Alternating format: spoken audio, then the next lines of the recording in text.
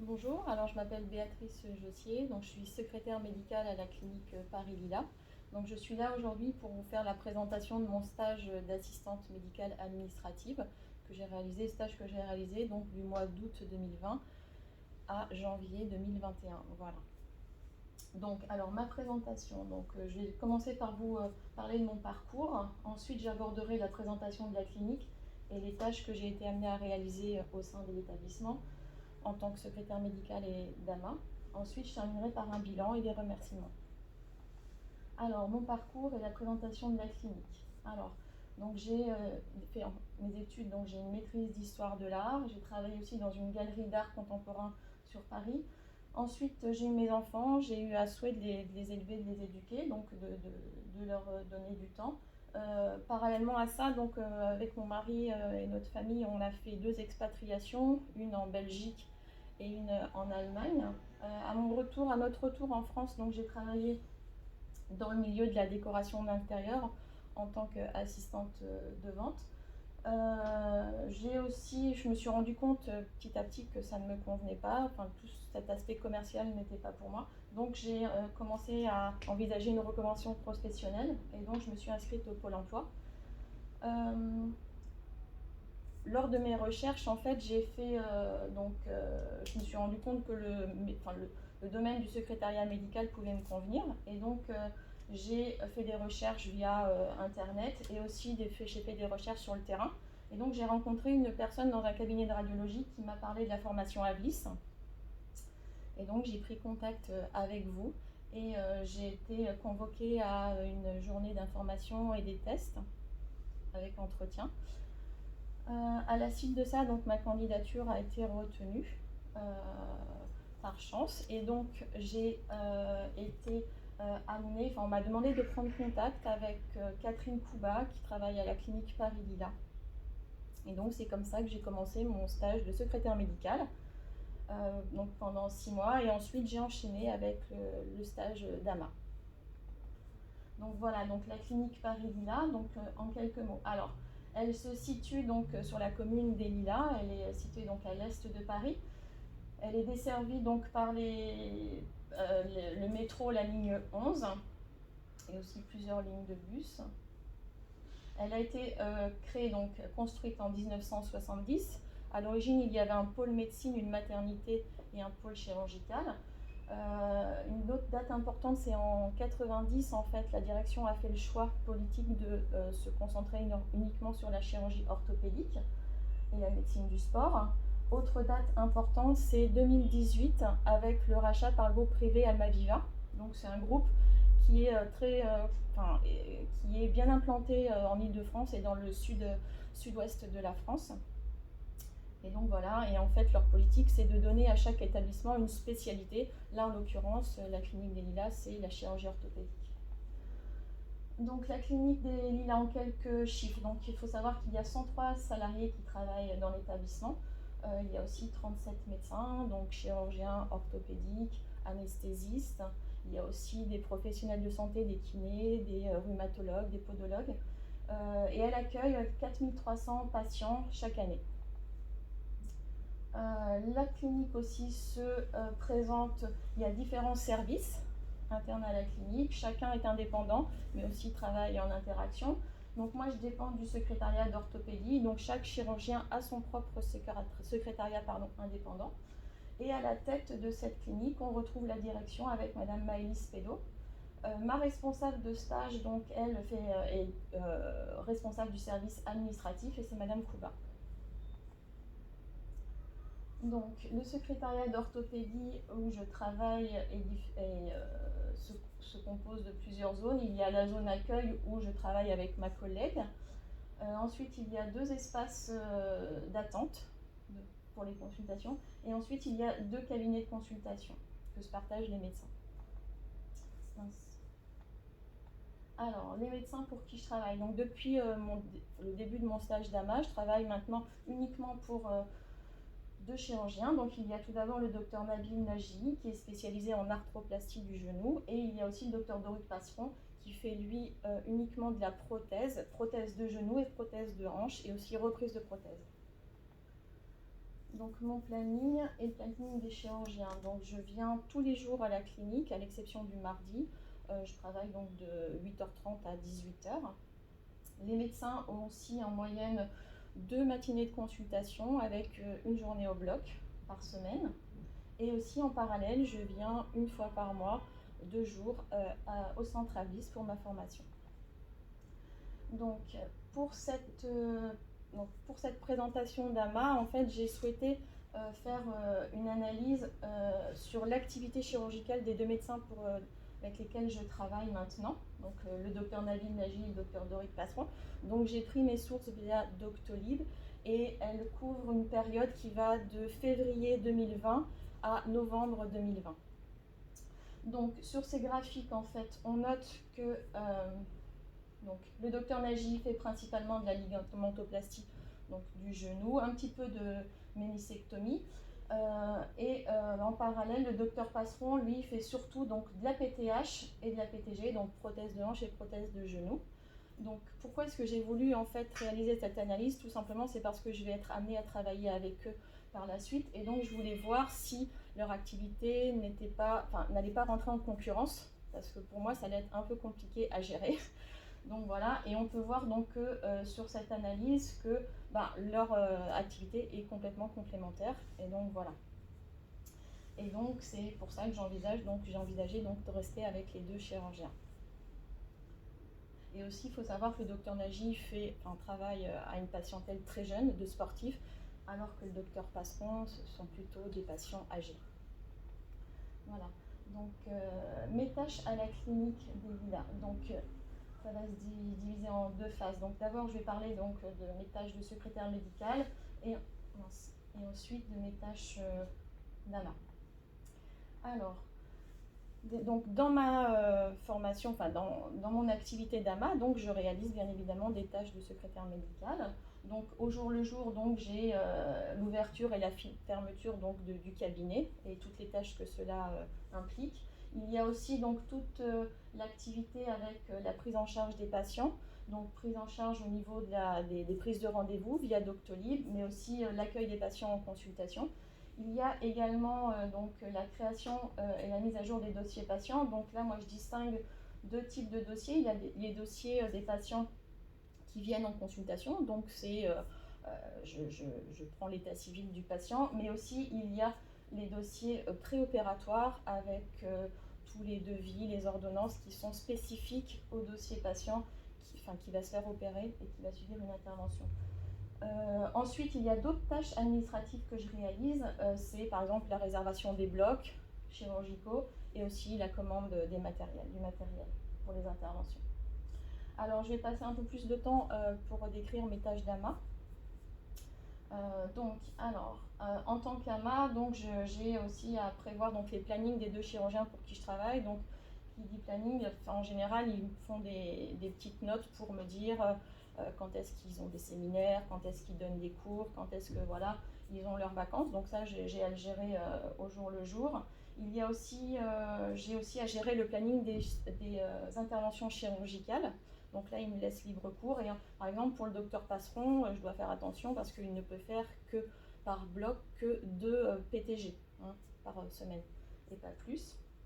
Ensuite, il y a aussi l'amélioration de mon environnement administratif. Alors, depuis que je suis en AMA, en formation AMA à la clinique des Lilas, j'ai demandé à ce qu'on fasse l'acquisition d'un téléphone portable parce qu'avant, je travaillais sur une ligne interne à la clinique et c'est vrai qu'avec ma collègue, on avait 5 chirurgiens, on recevait tous les appels et ça devenait compliqué source de polémique. Donc là, les 2 chirurgiens ont donc acheté ce téléphone. Donc tous les appels entrants qui viennent de l'extérieur, qui arrivent sur le standard de la clinique, sont donc acheminés sur ce nouveau téléphone, cette nouvelle ligne téléphonique. J'ai aussi demandé, c'est le docteur Nagy qui a proposé ce que je travaille maintenant sur un ordinateur portable, et c'est vrai que ça me facilite énormément la vie parce que je peux travailler un petit peu de n'importe où, que ce soit chez moi, à la clinique, même des fois quand les espaces sont pris, je peux travailler dans un couloir, ça m'est déjà arrivé, mais donc voilà, je suis plus autonome et j'ai pas besoin, comme c'était le cas avant pendant mon stage de secrétaire médical, où j'étais uniquement sur le poste de la clinique. Et ensuite, il y a aussi, je réalise aussi donc des modèles administratifs. Donc les modèles administratifs sur papier, parce que donc à l'origine il n'y avait pas donc de secrétariat médical, donc j'ai été amenée à créer tous les documents pour les consultations et aussi pour les interventions chirurgicales pour les médecins. Et aussi nouveauté là, c'est qu'avec le docteur Nagy et son logiciel son logiciel santé Surgica, il m'a donné la possibilité de créer moi-même mes modèles pour les consultations, pour les interventions et adapté à la clinique des Lilas, à son nouveau cabinet. Donc en fait, comment ça se passe? Donc il y a déjà toutes les données qui sont dans la base patient. Et donc lorsque j'ai besoin d'établir un devis, grâce au modèle, toutes les informations sont prises.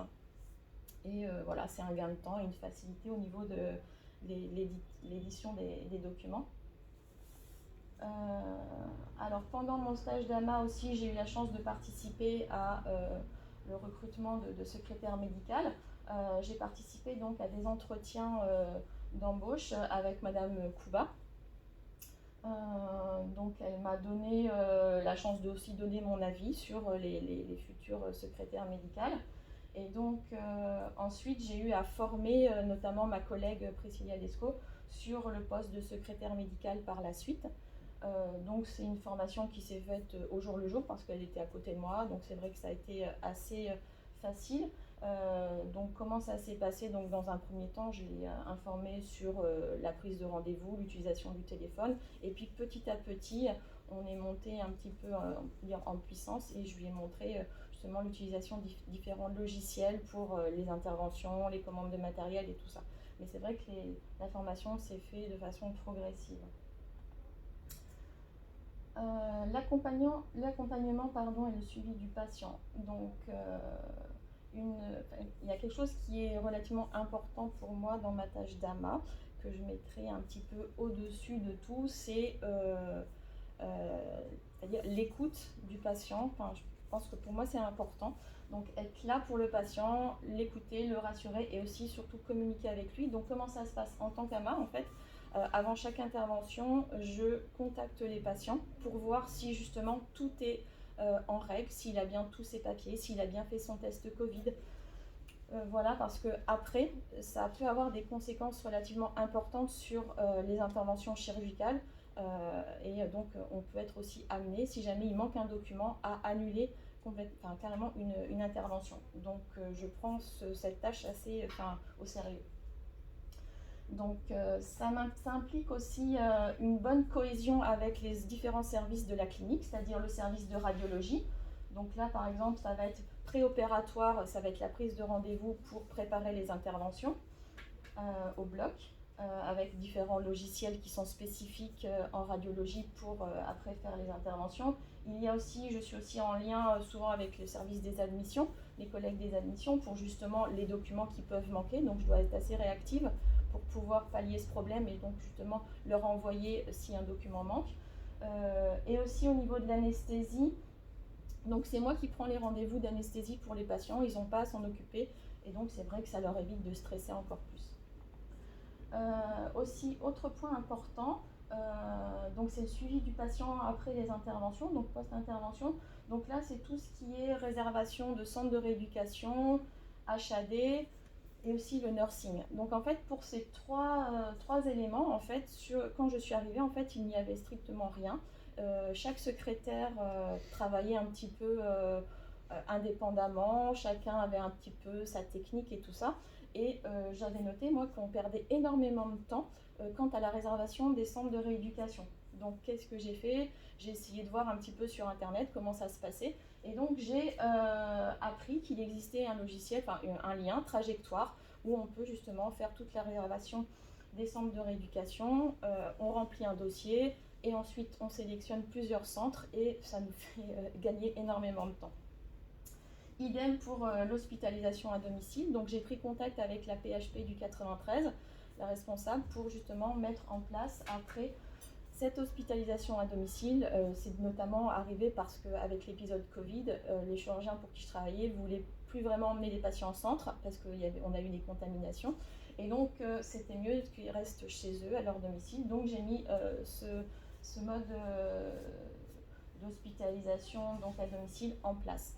Également, depuis peu aussi, j'ai développé le nursing. Donc, en fait, c'est pour les personnes âgées aussi, surtout qui sont seules, sans famille, sans aide. Donc, en fait, c'est un bon moyen aussi pour qu'elles aient une présence pour les aider au ménage, à la toilette, aux courses, aux repas et tout ça. Voilà.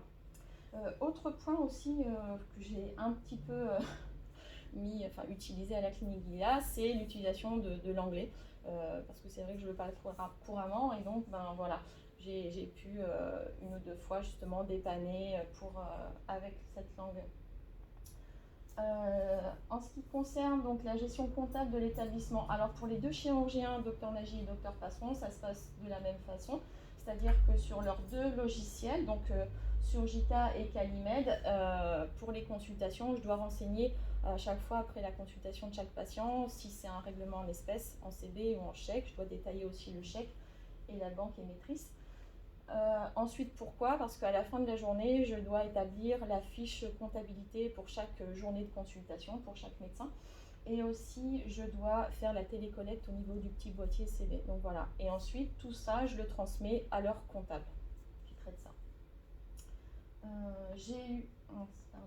J'ai aussi à faire du recouvrement avec les impayés. Fort heureusement, il n'y en a pas énormément. Enfin, pour les deux médecins avec qui je travaille, il n'y en a pas énormément. Mais donc, pareil, on a vu ensemble avec les médecins une procédure. Donc, tout d'abord, j'appelle les patients parce que ça peut être juste un oubli. Donc, j'appelle au téléphone. C'est toujours plus sympathique. Hein. Et ensuite, c'est envoi de mail. Et en dernier lieu, le recommandé. Voilà. Donc je vais terminer par le bilan et le remerciement. Mon bilan. Donc je travaille dans un secrétariat spécialisé donc en orthopédie. Vous avez pu constater que les tâches sont variées et nombreuses. Et aussi, les choses aussi se sont faites progressivement, petit à petit. J'ai développé des choses, trouvé des solutions. Aussi, quelque chose qui est important pour moi dans cette fonction d'AMA et de secrétaire médical, c'est que l'humain, pour moi, est primordial. Donc, il est vraiment au centre de mon activité. C'est pour ça que je donne beaucoup d'importance à ce caractère humain. Donc, aussi, la clinique Paris-Lila, donc c'est une grande famille, une grande équipe, on travaille tous main dans la main et c'est vrai qu'on est tous en connexion, en interactivité. Et aussi, l'élément aussi important de mon stage, ça a été de travailler avec ce Covid qui est là tous les jours, qui nous oblige à porter des masques, tout ça, et à prendre des décisions pour que les consultations, les interventions se passent au mieux. Voilà. Mais en gros, ce que je peux dire, c'est que mon bilan est plus que positif. Hein. Je suis vraiment contente de travailler à la clinique des Lilas. J'aime ce que je fais, j'aime m'occuper des gens, les renseigner et être là pour eux. Et voilà, donc ça c'est important. Et aussi, donc ce stage d'AMA va découler, après ce stage, donc je vais signer 2 contrats, un contrat en CDI et un contrat en CDD, parce que les 2 chirurgiens avec qui je travaille ont souhaité donc, que je continue avec eux. Voilà.